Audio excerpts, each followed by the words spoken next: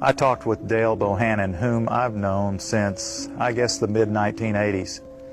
And he told me something very interesting that he found back in the fall of 2000 while he was on a business trip.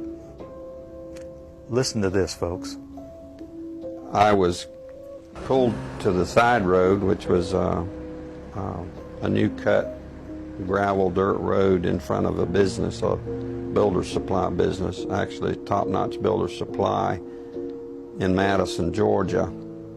To my right, this was previously was a soybean field, and this little new cut road divided this field, and the right side of the road was filled with which I thought was portable toilets.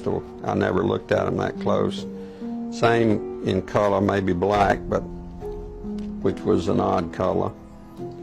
And I was sitting there going over my notes, and a van pulled alongside of me that turned out to be the property owner.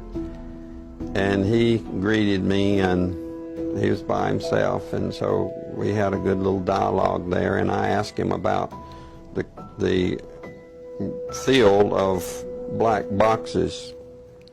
What were they? Because I'd never seen anything like that, and his statement was that if he told me, I would be one of few people in Madison, Georgia that knew about them. And he says they're disposable coffins, I believe he told me. And he says there's 100, at that time he said there was 125,000 there. And they were stacked, he told me 15 high.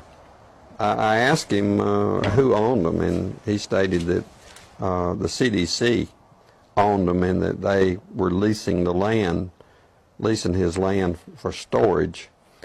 And he said his brother worked with the CDC in Atlanta and had been asked by the CDC to do a 3-year extension to place temporary morgues all across the nation.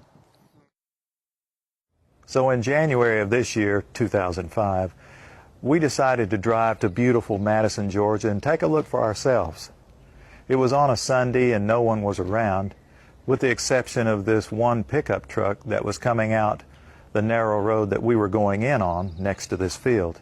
We flagged down the pickup truck, and it was providential that the driver of this pickup truck turned out to be the son of the man that owned this field. So naturally, we started asking him questions. And he told us that not long ago, there had been as many as 500,000 of these grave liners or disposable coffins. We asked him for permission if we could look around, and he said yes, so we did. We're just getting an idea for the size of these boxes. What could these boxes be used for? Well, they're called casket liners. And that's an interesting term, isn't it? It's a casket liner. When I first heard the term casket liner, I thought perhaps a lining for a casket. But this is too big to be on the inside of a casket. So certainly this could be used as a casket. This is an inexpensive casket. And you can see the size here. There's lots of room. I think my friends here, we could all probably get inside, and it might be a little cozy, but we'd fit just fine.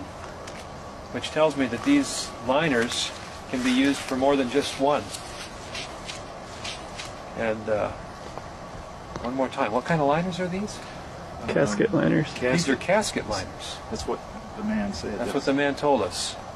And we're told that there are about, well, there were about 500,000 out here.